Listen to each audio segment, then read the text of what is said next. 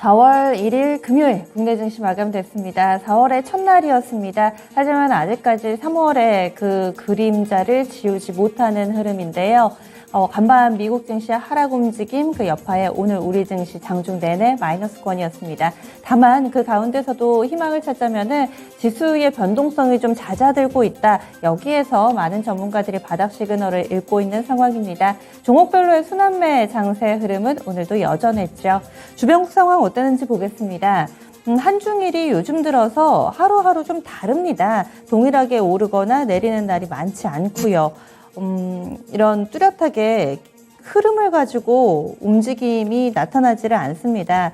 오늘장 일본 증시 보시죠. 밀렸습니다. 0.56% 하락이고요. 27,665.98엔의 거래 마무리 지었습니다. 일본 증시도 약세권 내 흐름을 보여주면서 장중에 변동성이 크지 않은 모습으로 다소 좀 잠잠하게 흘러가는 그런 흐름이었습니다. 미국 증시가 빠져서요. 장 초반엔 더 많이 밀렸었는데 그래도 낙폭이 후반에 어느 정도 진정이 됐고요. 다음은 중국입니다. 한중일 가운데서 좀 특이 동향을 나타낸 쪽이 중국인데요. 오늘 3월 차이신 PMI 지표가 나왔습니다. 안 좋았습니다. 그런데 장중에 반등 움직임을 나타내고 있고요. 한중일 가운데서 중국만 유일하게 오르고 있습니다. 상해종합지수입니다. 0.81% 현재 상승하고 있고요. 3,278.82포인트 구간 기록하면서 오늘 장에서 장 초반에 1시간 정도만 마이너스권이었지 이후에 상승으로 돌아서서 계속 상승 시세 유지되고 있습니다. 현재도 장중 고점 부근이고요. 심천 쪽도 탄력 비슷합니다. 0.85%가량의 오름세 보여주고 있습니다. 다음은 환율 동향입니다. 오늘 원달러 환율 오름세 나타냈습니다. 장중의 변동폭 역시 지수처럼 제한되면서 한 3원 정도의 변동폭 보여줬고요. 장중 내내 원달러 환율은 약간의 오름세를 그대로 유지하는 모습이었습니다. 어제 이어서 오늘까지 원달러 환율은 오르는 흐름이었고요. 종가 확인해 보시죠. 오늘 원달러 환율 3원 40전 올랐습니다. 1215원 50전의 종가 형성했습니다. 그러면 이번엔 국내 증시 정리하겠습니다. 시황센터에서 살펴보시죠. 양시장이 하락으로 거래를 마쳤습니다. 인플레이션 우려가 부각된 가운데 리오프닝이 정말 코앞까지 다가왔는데요. 관련 종목들의 흐름도 오늘 달라지는 흐름이었고요. 여기에 이상용차 인수 이런 부분들 테마주성으로 움직이는 종목들까지 있었습니다. 코스피 지수부터 확인해 보시죠. 네, 오늘 마감가 체크해 보시면요. 코스피 지수 2,739포인트 기록했습니다. 0.6%가량 하락했고요. 거래대금 조금 더 실리면서 10조 원대 중반대였습니다. 분봉 차트로 흐름 보겠습니다. 네, 오늘 코스피 시장 2,750선 돌파하기가 참 쉽지 않죠. 2,740선도 한 차례 내줬다가 이 부분은 복구를 합니다. 계속해서 장중에 2,740선 부근에서 횡보하는 흐름을 보여주더니 바로 아래쪽에서 거래를 마쳤습니다. 넘어가서 수급 보겠습니다. 네, 오늘 코스피 수급에서는 개인의 매수세가 좀 주도하는 모습이었고요. 8,446억 원 사자세를 기록했습니다. 기관 쪽에서는 금융투자를 중심으로 7,822억 원 매도 우위였고요. 외국인도 672억 원을 매도했습니다. 업종별로도 확인해 보겠습니다.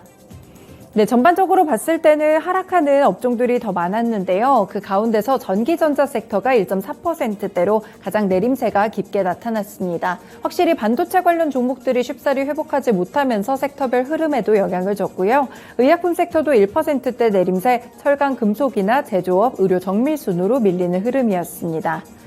네, 반면에 올랐던 섹터들도 체크해 보겠습니다. 확실히 리오프닝 기대감 이 부분이 강하게 좀 반영이 되면서 섬유의복이라든지 소비주들 위주로도 상승하는 흐름이 뚜렷하게 나타났습니다. 섬유의복 섹터 3%대 강세 흐름이었고요. 방어주적인 성격을 가진 통신업 섹터가 0.9%대 시장 분위기와 다르게 계속해서 상승 흐름을 보여주고 있습니다. 음식료품 그리고 전기가스, 화학 섹터까지도 일제히 1% 안쪽에 잔잔한 상승 탄력을 보여줬습니다. 시초 상위 종목들 확인해 보겠습니다. 네, 대체적으로 분위기는 하락하는 종목들이 대다수였고요. 기아를 제외하고는 일제히 하락으로 거래 마쳤습니다. 네, 먼저 반도체 관련 종목들을 체크해 보시면 사실 글로벌 반도체 종목들은 들썩이고 있는데 국내 반도체 투톱은 엉덩이가 무겁습니다. 이유는 수급에서 좀 찾아볼 수 있겠는데요. 삼성전자 같은 경우에는 외국인이 6거래일 연속 매도를 하고 있고 기관도 매도 물량을 내놨습니다.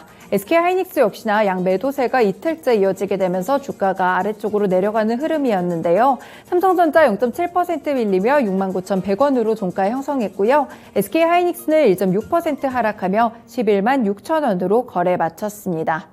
네, 2차전지 관련 종목들을 체크해보시면 LG에너지솔루션이 3%대로 비교적 낙폭이 크게 관측됐고요. LG화학 그리고 삼성 SDI는 1% 하락세로 거래 마칩니다. LG화학의 종가는 52만 3천원, 삼성 SDI는 58만 7천원을 기록했습니다. 네, 플랫폼 관련 종목들도 보시면 일단 카카오 같은 경우에는 그래도 시장 대비 양호한 모습 나타나고 있고요. 일단 양봉 전환하면서 0.4% 밀리며 거래 마쳤습니다. 네이버는 1.4% 하락하면서 33만 5,500원 기록한 모습이었고요. 자동차 종목들 희비가 엇갈렸습니다. 현대차는 1%대 하락세를 기록한 반면에 기아가 막판에 힘을 내면서 강보합권으로 전환이 됐습니다. 74,200원으로 거래를 마쳤습니다.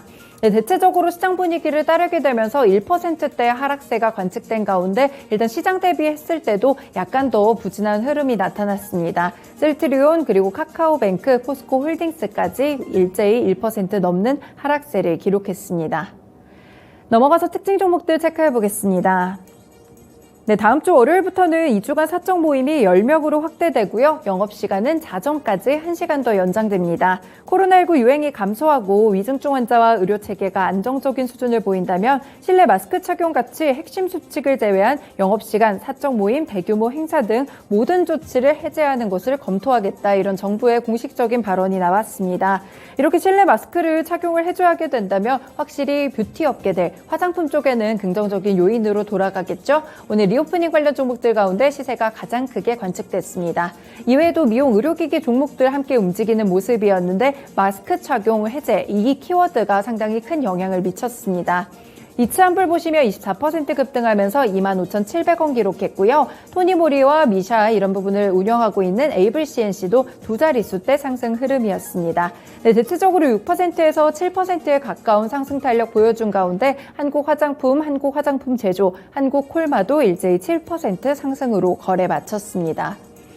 리오프닝 관련 종목들 가운데 수혜가 집중되고 있는 쪽은 또 항공 종목들 함께 체크해 보실 수 있겠습니다. 여기에 국제유가까지 긍정적인 환경을 조성해주고 있는데요. 일단 미국에서 급등하는 기름값을 잡기 위해서 사상 최대 규모의 비축유를 방출하기로 했습니다. 국제유가가 WTI 기준으로 7% 가깝게 내리면서 정확하게 100달러 선 기록했습니다. 항공 종목들 가운데서는 제주항공이 7% 올랐고요. 22,450원을 기록했습니다. 그 외에는 진에어나 아시아나항공, 대한항공까지도 일제히 상승으로 거래 마쳤습니다. 넘어가서 코스피 지수 살펴보겠습니다. 네, 오늘 코스닥 지수 보시면요. 코스닥 지수 마감가는 0.4% 하락한 지점 940포인트에서 형성됐습니다. 분봉 차트 보시죠. 네, 코스닥 시장도 오늘 하락 흐름을 보였는데 다만 코스피와 조금 달랐던 점이라고 하면 낙폭을 상당히 많이 좀 줄여 나갔습니다. 차트도 위쪽으로 올라간 모습이 관측되고 있고요. 그래도 하락했지만 940선을 지지하는 데는 성공했습니다. 다음으로 수급입니다. 수급에서는 개인의 매수 폭이 확대되면서 1,713억 원 사자세를 기록했고요. 외국인과 기관의 동반 매도세가 기록된 가운데 기관 쪽에서는 오늘 사모펀드 쪽에서 물량이 절반 이상 나왔습니다. 1,161억 원 매도했고요. 외국인은 454억 원 매도 우위였습니다. 넘어가서 시총 상위 종목들입니다. 네, 전반적으로 봤을 때 혼조세를 기록하는 흐름이었고요. 올랐던 종목들도 있었고 내려갔던 종목들도 있었습니다. 셀트리온 그룹주들 같은 경우에는 하락했고 헬스케어는 1.6% 밀린 63,900원, 셀트리온 제약은 0.9% 하락하면서 96,900원으로 거래 마쳤습니다. 네, 2차전지 소재 관련 종목들을 체크해보시면 에코프로비엠은 1.8%가량 하락으로 거래 마쳤는데 LNF나 첨보 같은 경우에는 1% 안쪽에 상승 탄력을 기록한 모습이 관측되고 있고요. 게임주들에서는 펄어비스와 카카오게임즈가 올랐고 위메이드는 2.8% 하락했습니다. 10만 600원으로 종가를 형성했습니다. 아래쪽으로 콘텐츠 관련 종목들도 좀 강한 흐름이었는데 스튜디오 드래곤이나 CJ ENM 모두 시장 대비 강한 모습을 기록했고요. 특히 CJ ENM 같은 경우에는 4거래일째 상승 탄력을 이어가고 있습니다. 이 덕분에 13만 3,800원 선에 안착하는 흐름이 나타났고요. 진단키트 관련 종목들은 리오프닝 이야기가 나올 때부터 조금씩 투심이 약화되기 시작했었는데 시즌도 마찬가지입니다. 1.9% 하락하면서 5만 100원으로 거래 마쳤습니다.